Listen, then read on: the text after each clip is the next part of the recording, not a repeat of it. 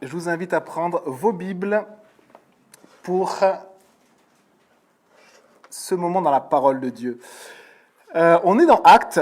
Dans Actes, c'est un livre qui est juste incroyable, puisque c'est l'Église qui vit, l'Église qui vit plein de choses d'ailleurs, des choses géniales qu'on a envie de vivre, et des choses pas géniales qu'on n'a pas du tout envie de vivre. Et je vous invite à lire, après on va prier, et puis on se souvient juste du contexte. Alors le contexte, c'est qu'il y a eu un grand miracle. Il y a eu un grand miracle dans le temple, je ne sais pas si vous en souvenez, il y avait un boiteux de naissance, une personne infirme de naissance qui était à la porte du temple, juste avant de rentrer dans le temple. Et tous ceux qui venaient, donc les personnes pieuses, hommes et femmes, croisaient cet homme-là. Et du coup, il croise Pierre et Jean, et comme avec les autres, il leur demande l'aumône. Et Pierre le regarde, il lui dit « Regarde-moi, regarde-nous, je n'ai ni or ni argent, mais ce que j'ai, je te le donne. Au nom de Jésus-Christ de Nazareth, lève-toi et marche. » Et il s'est levé, et il a marché. En fait, il a bondi. Et on pense que c'était une malformation congénitale, et son pied s'est remis, ce qui était déboîté s'est remis, en fait, et il marchait. Et là, si quelqu'un n'est pas d'accord avec ce qui s'est passé, en fait, il y a au moins 5000 témoins. Il y a au moins 5000 témoins. Et on le voit après, donc c'est écrit ici, c'est un témoignage. Il y a au moins 5000 personnes qui ont vu ça. Pourquoi ? Parce qu'on le verra après, c'est une foule d'au moins 5000 personnes. Et il y a une foule qui se rassemble. Waouh, c'est génial, il y a eu un miracle. On aime les miracles dans l'église quand même, j'espère, non ? On a envie de miracles, des fois un peu trop, mais on a envie de miracles, on demande à Dieu de sauver, de guérir. Et bien là, ça se produit. Waouh, c'est l'église, c'est notre église, c'est génial. Dieu est en action. Deuxième chose, il y a une foule immense qui se regroupe pour écouter la parole de Dieu. Parce que Pierre, il va pas dire, oui, c'est vrai, on a fait un miracle, j'ai eu pas mal de fois. Non, il va dire, arrêtez de nous regarder, c'est Jésus qu'il faut regarder. Et il va prêcher la parole de Dieu. Et là, on peut se dire, mais waouh, c'est magnifique. Et là, j'ai juste l'image quand on était dans l'eau avec Steve. C'était tellement beau de voir cette petite foule entre les deux bosquets d'arbres. Et on était ensemble et quand on baptisait les personnes. Et c'était beau et on peut se dire, waouh, Dieu est en action. Il y a des miracles, il y a des gens qui sont sauvés, il y a des baptêmes. La parole de Dieu est prêchée en plein air, ici, sur l'esplanade du temple. Et il y a des milliers de personnes, on était un peu moins, il y a des milliers de personnes qui écoutent la parole de Dieu. Waouh! Mais c'est extraordinaire. Chapitre 4, verset 1. Pierre et Jean parlaient encore au peuple quand survinrent les prêtres, le commandant des gardes du temple et les Sadducéens. Ils étaient excédés. Excédés, c'est le mot pour être fatigué par un lourd fardeau. Ils étaient excédés parce que les apôtres enseignaient le peuple et annonçaient la résurrection des morts dans la personne de Jésus.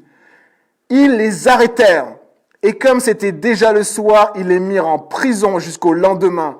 Cependant, beaucoup de ceux qui avaient entendu la parole crurent, ce qui porta le nombre des hommes à 5000 environ. Et on s'arrête simplement là, et on verra si on continuera aujourd'hui. On prie, Seigneur Jésus, merci pour ta parole. Enseigne-nous ce matin, ton Église, c'est tellement simple de vivre l'Église. On se retrouve, on partage, on pleure ensemble, on prie ensemble. On partage la fraction du pain, c'est ce qu'on fera après. La scène, on partage ta parole.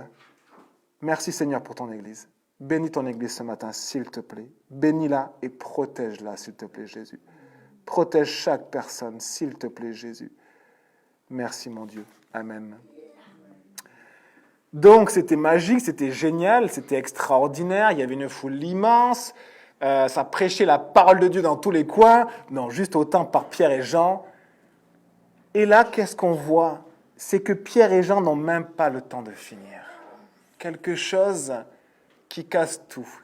Quelque chose au moment où Dieu agit. Au moment où on se dit « Waouh, je vis quelque chose de beau. Je vois l'action de Dieu dans mon église, dans ma famille, dans ma vie. Je vois quelque chose. » Au moment où on voit Dieu agir, où on vit que Dieu agit, il y a de l'opposition. On se prend des coups. On se prend des blessures et à un moment donné, c'est dur. Et là, on va même en prison, dans le cas de Pierre et Jean. Et c'est tellement étonnant de voir ça. On aimerait tellement que la vie chrétienne et la vie d'église soient un long fleuve tranquille par la puissance de Jésus qui fait écarter comme la mer rouge toute épreuve, toute difficulté, tout péché. Il n'a pas vaincu le péché, Jésus. Donc, on n'a rien à craindre et aucun mal ne va nous arriver. Et là, on vit des épreuves, on vit des difficultés et je crois que ce sera le cas tout au long du livre des Actes. Et tout au long du livre des Actes, il va y avoir deux choses qui vont se passer. Une action de Dieu merveilleuse, une action de Dieu qui nous amène à le louer, et une opposition qui écrase, qui frappe, qui blesse, qui met à terre. Certains même sont perdus, ne reviennent pas. Et on voit les deux choses. Et les amis, les actes, c'est la vie de l'Église. Voilà la vie de l'Église. Dieu agit et l'ennemi aussi. Et on lit au verset 1, Pierre et Jean parlaient encore au peuple quand survinrent les prêtres, le commandant des gardes du temple et les Sadducéens.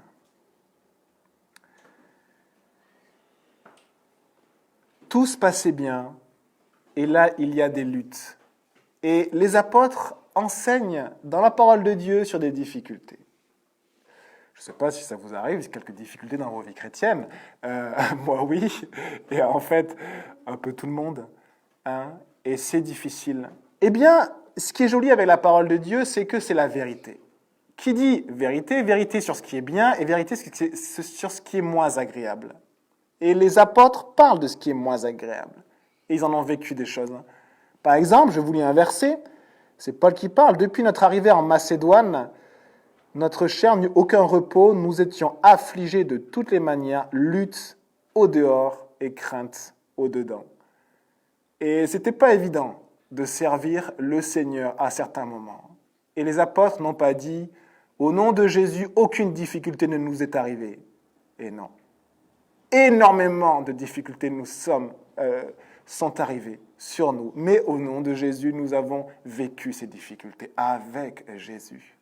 Et nous avons continué avec Jésus. Parce qu'on va voir la clé de tout cela. C'est Jésus. Ce n'est pas une doctrine, ce n'est pas une église, ce n'est pas un rituel, ce n'est pas un pasteur, ce n'est pas une personne, c'est Jésus. Une seule personne, Jésus. Et on voit dans Timothée des oppositions, dans Actes, on voit effectivement que l'Église rencontre de l'opposition partout. C'est même les Juifs qui disent ça. À un moment donné, Paul, il veut parler à ses frères juifs, il leur envoie une lettre, et ses frères juifs lui répondent, lui qui est devenu chrétien, Paul, et ses frères juifs lui disent, cependant, nous voudrions t'entendre dire toi-même ce que tu penses, car nous savons que cette secte dont tu fais partie, je ne sais pas si déjà on vous a dit que vous faisiez partie d'une secte, en tout cas là, Paul reçoit ça, rencontre de l'opposition partout. C'est une secte, et en plus, il y a de l'opposition partout, et même les gens qui n'en font pas partie le constatent. C'est dur, hein? C'est dur, hein? Et ceux qui suivent Jésus, c'est la secte dont il est parlé. Ceux qui suivent simplement Jésus et qui disent quoi? Que Jésus est mort sur la croix pour nos péchés, pour mes péchés, et que Jésus est ressuscité. Voilà ce qu'ils disent et ce qu'ils prêchent. Le salut en Jésus. Et alors, dans la parole de Dieu, on a des enseignements sur des combats étranges. Jésus m'a sauvé, je suis enfant de Dieu, je suis passé de la mort à la vie. Et effectivement, on peut vivre des choses extraordinaires dans la présence de Dieu. J'espère que ça vous est déjà arrivé de vivre, et vous pouvez vous en souvenir quand ça va mal. Vous savez, Paul, il dit « Je sais en qui j'ai cru, je sais ce que j'ai vécu, je connais Jésus. Personne ne pourra m'enlever ça, je sais ce que j'ai vécu. Jésus m'a lavé, Jésus est mon ami, Jésus est mon sauveur, Jésus est à côté de moi. » Eh bien, Paul enseigne qu'il y a des combats. 1 Timothée 1,18, il dit à un jeune pasteur, « Le commandement que je t'adresse, Timothée, mon enfant, c'est que tu combattes le bon combat. » Donc le commandement, c'est que tu combattes. Ça veut dire qu'il y a des combats, pas contre des gens. Et parfois, notre chair et ma chair se prend au piège. On combat des fois des gens, on veut avoir raison avec des gens et ça ne marche jamais. Mais il y a un combat qui n'est pas contre la chair et le sang, contre des personnes, mais contre des puissances de méchanceté. Certains ont dit le diable n'existe pas. C'est tellement pratique et tellement faux. Tellement faux. C'est comme celui qui dit la mort n'existe pas. Il peut le dire, il peut le croire, mais un jour il va mourir. Et l'ennemi existe et il est en action. Satan existe, il est en action. Les puissances de méchanceté existent et elles sont en action. Parce qu'il y a un combat et il y a une bataille. Et là, on voit qu'on peut combattre de la bonne manière ou combattre de la mauvaise manière. S'il y a une bonne manière, c'est qu'il y a aussi une mauvaise. Ou on peut aussi, et malheureusement c'est ce qui arrive, fuir le combat. Démas m'a abandonné par amour pour le monde présent. C'est ce que Paul a dit. J'avais un compagnon de combat. On a pleuré ensemble. On a prié ensemble. On a pris des coups ensemble. Juste pour vivre notre vie chrétienne et pour faire ce que Dieu nous demandait simplement. Sans agressivité, simplement avec l'amour de Jésus. Et à un moment donné, c'était trop dur. Et il y en a qui quittent le combat. Et la bonne manière, je pense, et c'est le texte de 1 Timothée 1,18 que je viens de vous citer, que j'ai cité en partie, qui montre que la bonne manière de combattre, c'est de faire ce que Dieu nous demande. Faire ce que Dieu nous demande dans nos vies, et ça, c'est un combat difficile. Qu'est-ce que Dieu vous demande de faire? Dieu nous parle de fidélité, Dieu nous parle d'être ancré dans la parole de Dieu, de mettre le péché de côté aussi, de mettre ce qui déplaît à Dieu de côté, d'accepter de se remettre en question, d'accepter de voir en face ce qu'il y a dans notre cœur. Le bon combat, un combat tellement difficile. Et il y a une clé que l'on verra, une clé parce qu'on peut se dire, moi je veux combattre, mais j'ai l'impression que je combats mal, ou j'y arrive pas, ou c'est trop difficile. Et j'ai envie de jeter l'éponge. Et je ne comprends pas même ce qui arrive. Parce que le combat spirituel, les amis, des fois, ça nous fait des torticolis au cerveau. On ne comprend pas pourquoi. Des fois, on se fait tailler comme ça. Pourquoi ça arrive? Pourquoi, à un moment donné, tout va bien, et puis après, tout va mal? Eh bien, au verset 8, acte 4 et au verset 8, « Alors Pierre, rempli du Saint-Esprit, leur dit. » Rempli du Saint-Esprit. Voilà comment Pierre a réagi à cette situation tellement difficile d'opposition où ils vont être emprisonnés. Et le verset qui nous a encouragés avec Lydia cette semaine, c'est être occupé des choses d'en haut. Être occupé de ce qui vient de Jésus. Être alimenté par le Saint-Esprit.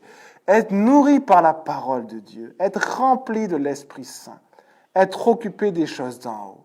Colossiens 3, verset 1. Si donc vous êtes ressuscité avec Christ, on s'en souvient le baptême, on plonge dans l'eau, on sort de l'eau, et en fait c'est ce qu'on a vécu avec Jésus. Jésus est mort pour nous, puis il est ressuscité pour nous permettre de vivre pour Dieu, et Dieu nous dit que c'est ce qu'on a besoin de vivre dans nos vies, c'est de mourir à nous-mêmes et de vivre avec l'Esprit de Dieu pour Jésus. Si donc vous êtes ressuscité avec Christ, si vous voulez suivre Jésus, recherchez les choses d'en haut, là où est Jésus. Recherchez ce qui concerne Jésus. Recherchez ce qui vient de Jésus. Attachez-vous à ce qui vient d'en haut et pas à ce qui vient de la terre. Attachez-vous à Jésus. Votre relation avec Jésus. Comment va votre relation avec Jésus? Qui est Jésus pour vous? Est-ce que vous le connaissez personnellement? Jésus vous attend chacun. Il suffit juste d'ouvrir les vannes, d'ouvrir les portes de notre être, ce qu'on déteste faire. Mais quand on accepte de le faire devant Jésus, il respecte cela. Et il nous pardonne, il nous fait avancer, il nous fortifie, il nous remplit, il nous nourrit. Alors, qui sont ces opposants? Regardez au verset 1. Donc, on a de l'opposition, ils vont aller en prison, ils passent devant un tribunal, le tribunal des Juifs, là, le Sanhédrin qui va être convoqué avec le grand prêtre et puis toute la famille du grand prêtre. C'était un peu toutes les politiques ou tous les juges, les avocats, etc. pour condamner ces gens. Eh bien, qui sont ces opposants? Mais regardez, on a les prêtres, c'est très étonnant, je trouve. Regardez, on a les prêtres, c'est-à-dire des personnes qui croient en Dieu, des personnes religieuses. Elles croient en Dieu et elles attaquent les gens qui suivent Jésus. Mais pourquoi? Ça n'a pas de sens. Est-ce que ça peut arriver, ça, que des gens qui croient en Dieu attaquent ceux qui suivent Jésus? Oui. Le commandant des gardes du temple, celui qui était chargé, le plus haut placé, en fait, c'était la personne en Israël qui avait le plus, un peu comme le ministre de l'Intérieur, si vous voulez, pour Israël. Pourquoi? Parce que il avait la plus grande place politique après le grand prêtre, qui siégeait au Sanhédrin, le grand prêtre, et il s'occupait finalement du centre religieux et du coup et politique, tout était mêlé en Israël, et de la sécurité en fait, de la bonne tenue des choses religieuses. Hein, vous savez, il y avait des écriteaux en fait sur le temple où les païens n'avaient pas le droit d'entrer sous peine de mort dans le temple des Juifs. Et il y avait des gardes. Il y avait des centaines de gardes. À chaque fois, il y avait des relais de gardes extrêmement bien organisés. Et les gardes, s'ils manquaient à leur fonction, on pouvait arracher leurs vêtements et brûler leurs vêtements, on pouvait les battre. Donc c'était comme l'armée, c'était vraiment comme un ministre de l'Intérieur qui fait appliquer les lois. Ici, c'était pour Dieu, tout était lié à Dieu et à la Torah et puis à tout l'Ancien Testament. Et on a, troisième chose, les Sadducéens. Et j'aimerais juste parler un peu plus de ces trois types d'opposants qu'il y a. Donc on a des personnes religieuses qui s'opposent aux serviteurs de Jésus. C'est étrange. Est-ce que c'est possible? Et là on voit, oui c'est possible. Des gens qui croient en Dieu et qui s'opposent à ceux qui suivent Jésus.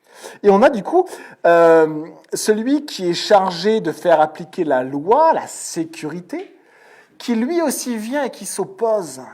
Est-ce que la loi que Dieu a permise, et on a besoin de la loi, on a besoin de la sécurité, on a besoin des juges, on doit être soumis aux juges, c'est ce que la Bible nous dit, mais ici même, cette loi que Dieu a permise, même le maintien de la sécurité que Dieu a permis, peut être utilisé contre ceux qui suivent Jésus.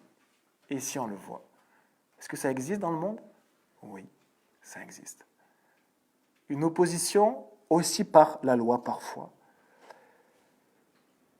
Et avec nos mots aujourd'hui, vous savez, dans la loi, il y a marqué que l'on peut se retrouver à part si on trouble l'ordre public. Et bien là, en tout cas, cette personne-là va dire, mais ces personnes-là troublent l'ordre public. Et qu'est-ce qu'ils ont fait, ces personnes-là? Ils ont demandé à Jésus de guérir une personne. Elle a été guérie, et il y a une foule qui était autour d'elle, de ces deux personnes. C'est tout, on est d'accord. Mais ça dérange. Ils ne veulent pas de ça. Ce n'était pas une manifestation que Pierre et Jean ont organisée. Ce n'était même pas du prosélytisme. C'était simplement aller prier dans le temple avec les Juifs. C'était tout. Ils troublent l'ordre public. Et on a une troisième catégorie de personnes, et ceux-là, ils sont tellement intéressants. Les Sadduciens. Qu'est-ce que sont ces Sadduciens? Les Sadduciens, ils sont juifs, ils ne sont pas opposés à Dieu. Ils sont rationnels, ils sont libéraux. Libéraux, c'est-à-dire qu'ils ont pris beaucoup de recul par rapport à la parole de Dieu, même par rapport à Dieu, par rapport à la religion, par rapport à tout ça. Ils mettent de côté la parole de Dieu, ils ne la considèrent plus comme la parole de Dieu, comme la vérité, comme la base sur laquelle ils se basent. Ils avaient leur propre conception des choses, et ils avaient, ce qui est très intéressant, une forme d'humanisme. En fait, ils voulaient réformer le judaïsme, les Sadducéens, pour englober un maximum de personnes. Et ils trouvaient, alors à la base, ce n'était pas le monde progressiste actuel ou le monde moderne actuel, c'était l'hellénisation, le monde grec avec toutes les valeurs grecques. Il y avait de l'immoralité, mais il y avait aussi beaucoup de culture dans le monde grec. Il y avait des bonnes choses et des moins bonnes choses. Eh bien, les Sadducéens, en fait, pensaient vraiment que les valeurs grecques, on pouvait les accepter dans la religion juive. On pouvait les accepter et qu'on pouvait englober cela. Et le but, c'était... faut juste faire des petites... Vous pouvez déplacer, bien sûr, n'hésitez pas. Là, vous pouvez vous mettre devant si vous voulez. Vous déplacez les feuilles, il n'y a pas de souci. D'accord? Voilà, c'est très bien. Voilà, s'il y a juste une chaise entre vous, ça ira très bien, ne vous inquiétez pas. Si vous venez de la même maison, vous pouvez vous mettre bien sûr à côté. Hein, voilà, super. Et du coup, ce qui est très intéressant, c'est que ce sont des personnes qui ont de belles valeurs, qui parlent de partage, qui parlent que l'humanité, on est un peu un seul corps, on est un seul groupe, on est ensemble. Et ils englobent les valeurs qu'on leur propose pour englober au maximum dans leurs idées un maximum de monde. Est-ce que vous connaissez des gens comme ça? Moi, ça me fait penser à plein de gens. Ou même, faut pas que je rigole, ou même, ça me fait penser simplement à une grande philosophie actuelle liée à l'humanisme. Ça me fait vraiment penser à ça. Et souvent, on peut se dire, mais comment l'humanisme, c'est pas mauvais, puisque c'est pour les gens, on englobe, on veut faire le bien pour les gens. Eh bien, ce qui est très étonnant, c'est que même ces humanistes-là qui étaient extraordinaires s'opposent férocement à Jésus-Christ crucifié et ressuscité. Et je vous invite à parler à des gens qui ont des grandes valeurs, que Jésus-Christ est le Fils de Dieu, qu'il est mort pour leurs péchés et qu'il est ressuscité, et qu'il peut les sauver de la mort éternelle. Je vous invite à le faire. Et voir leur réaction. Et là, on voit ces oppositions de personnes tellement étranges, des personnes qui croient en Dieu, des personnes qui sont humanistes, et des personnes qui sont là pour faire régner la sécurité. Et la plupart des chrétiens sont pour la sécurité. Et on honore même tellement l'armée, les gendarmes que l'on voit, qui font un boulot formidable. Et là même, il y a cette opposition. Verset 2. Ils étaient excédés parce que les apôtres enseignaient le peuple et annonçaient la résurrection des morts dans la personne de Jésus. Si vous enseignez des valeurs, vous allez être accepté dans beaucoup de groupes. Si vous je vais juste ouvrir un petit peu. Hop. Est-ce que peut-être vous pouvez juste entrouvrir la porte derrière, s'il vous plaît, pour qu'il y ait un minimum de courant d'air, puisqu'on est quelques-uns. Merci beaucoup. Si vous enseignez des valeurs, vous allez être accepté dans beaucoup de groupes. Mais si vous enseignez ce que les apôtres enseignent, c'est-à-dire que Jésus, il est mort crucifié pour nos péchés, nous sommes pécheurs, pour nous sauver de la mort éternelle, et que Jésus est ressuscité, là, étrangement, beaucoup de portes vont se fermer à vous. Il y avait un dirigeant d'un parti politique hollandais qui a dû démissionner parce qu'il était chrétien, évangélique. Et sa vision du bien et du mal, notamment sur le couple, forcément n'était pas acceptée. Et à un moment donné, il a dû démissionner. Et on a ici quelque chose qui est très étonnant. Regardez ce mot-là. Ils étaient excédés. Ils étaient excédés. Il y a de l'opposition, des combats spirituels, des attaques. Mais regardez, c'est parce que l'ennemi est excédé. Les amis, retenez ceci ce matin. L'ennemi est excédé quand la parole de Dieu est prêchée. L'ennemi est excédé quand des personnes croient que Jésus est le Fils de Dieu, qu'il est mort sur la croix et qu'il est ressuscité. L'ennemi n'en peut plus. Il en a marre. Il est excédé et il veut même que ça cesse. L'ennemi nous excède aussi à nous. Il nous décourage, il nous blesse, c'est ce qu'on a dit. Il nous met à terre, il enlève des fois notre joie, il nous remplit de tristesse et de toutes sortes de mauvais sentiments. Je ne sais pas si c'est la période que vous vivez actuellement. Mais Jésus excède l'ennemi. Jésus excède l'ennemi. Et Steve rappelle cette phrase. Quand l'ennemi frappe à ta porte, envoie Jésus ouvrir. Quand l'ennemi frappe à ta porte, envoie Jésus ouvrir. Il déteste ça. Il déteste ça. Et on regarde le verset 3.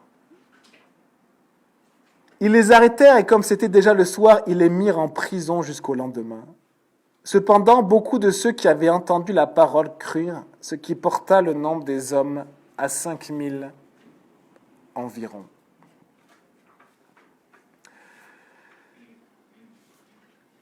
Le cependant est vraiment encourageant. Au verset 3, on voit, ils les arrêtèrent, c'était déjà le soir, et ils les mettent en prison. On peut se dire, mais ils ont pas perturbé l'ordre public, on les connaît, ils voulaient pas être, ils n'ont pas été désagréables, ils n'ont pas manqué de respect. Qu'est-ce qui s'est passé? Pour quel motif? Pourquoi? Ce n'est pas juste.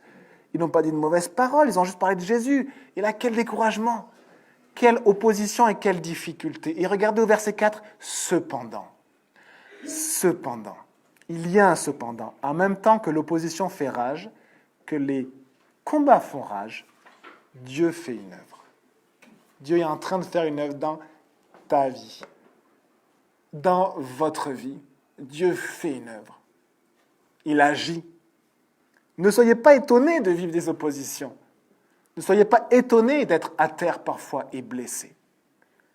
Ne soyez pas étonnés de vivre des combats parce que Dieu agit et que ça excède l'ennemi et que l'ennemi attaque. Et souvent, les amis, l'ennemi attaque ceux qui s'isolent du troupeau. Le Seigneur appelle les disciples de Jésus des brebis, comme un troupeau de moutons. Les moutons sont très grégaires, ils fonctionnent vraiment ensemble.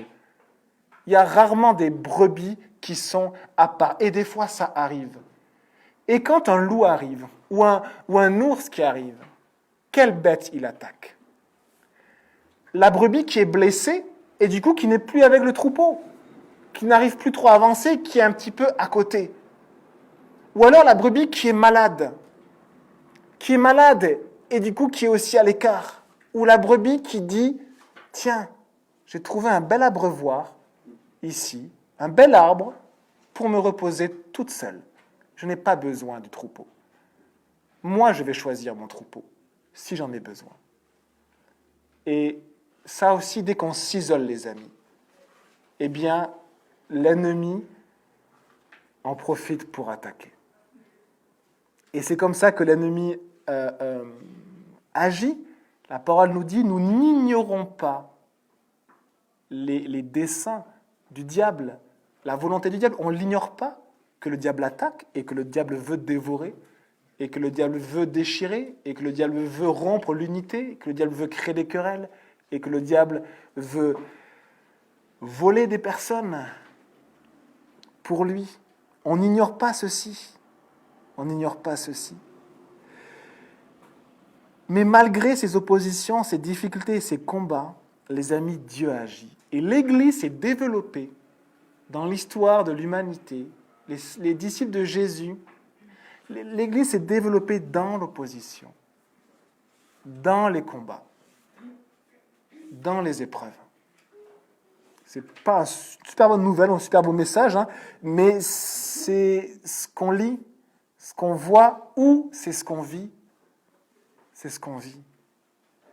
Et alors, quand on est blessé, l'encouragement, c'est simplement d'accepter de se faire soigner par le bon berger et d'accepter que le bon berger nous ramène dans le troupeau. Vous savez, quand on est blessé, on n'aime pas qu'on s'approche de nous. Hein? On devient un peu un hérisson. Et on n'a plus envie d'être avec les autres. Et on pique. Et la parole de Jésus, c'est simplement que le bon berger attend pour juste prendre la brebis blessée et la ramener avec le troupeau. Et là, elle est en sécurité, les amis. L'église de Jésus est un lieu de sécurité. L'église de Jésus est un lieu de sécurité. Et la brebis malade. Et vous savez, ce qui est terrible, c'est que l'orgueil est une maladie.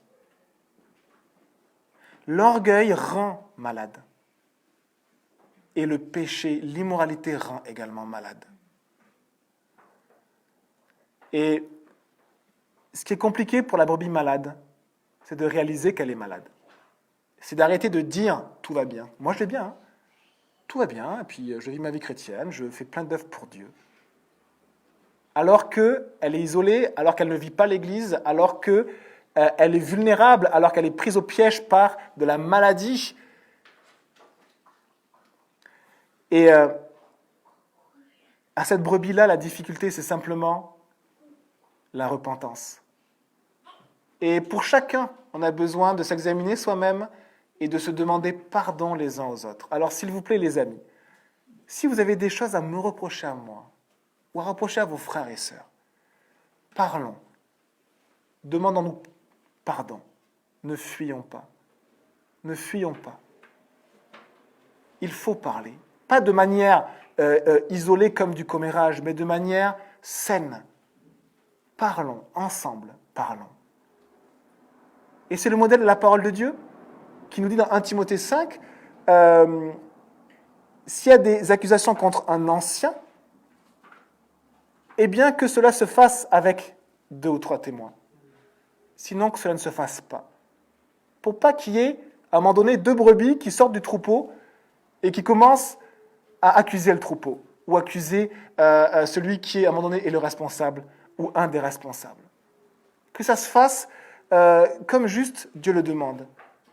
On est soumis les uns aux autres, et les amis, moi aussi, je peux avoir des torts. Et vraiment, et si vous venez dans l'église parce que vous aimez les prédications, vous allez venir à l'église simplement un temps, en fait. Après, vous allez repartir. C'est souvent ce que les gens font.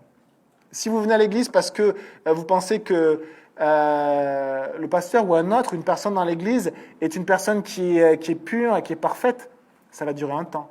Parce que vous allez voir que je ne suis pas pur et que je ne suis pas parfait. Mais Jésus me purifie de tout péché. Il purifie chacun d'entre nous de nos péchés. C'est pour ça qu'on va prendre la scène après. Pas parce qu'on est pur, mais parce que Jésus, le sang de Jésus nous purifie de tout péché. Mais par contre, si vous venez pour Jésus, si vous comprenez ce que c'est que l'Église, si vous comprenez ce que c'est que le troupeau du Seigneur Jésus, eh bien, il est possible que vous restiez longtemps, que vous teniez bon, que vous appreniez la fidélité à Jésus, simplement à Jésus, pas à un homme ou une femme, à Jésus.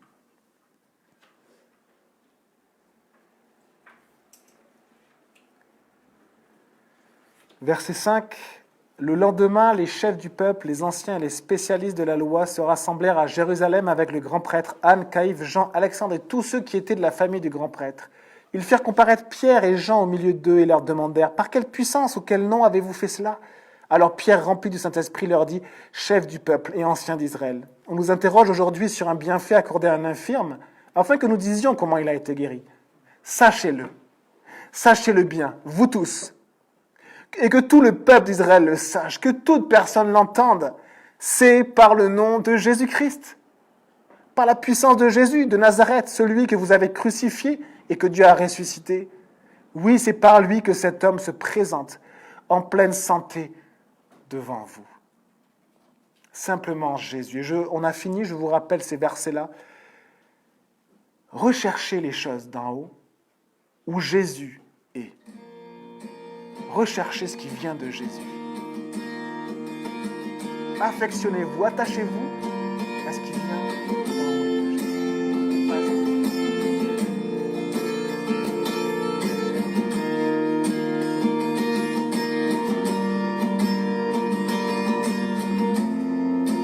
Dieu dans tout mon être, dans ce que je suis, Dieu dans mon éveil, Dieu dans mon sommeil, Dieu dans mon repos, Dieu dans mon travail, Dieu dans mes pensées, Dieu dans mes paroles. Dieu soit tout en moi, Dieu soit tout en moi, Dieu soit tout en moi, oui, soit tout en moi. Dieu dans mes espoirs, présent dans mes rêves, Dieu dans mes regards, Dieu dans mes attentes, Dieu dans mon bonheur, présent dans mes pleurs, Dieu dans mes souffrances, dans ma guérison. Dieu soit tout en moi, Dieu soit tout en moi, Dieu soit tout en moi, oui, soit tout en moi.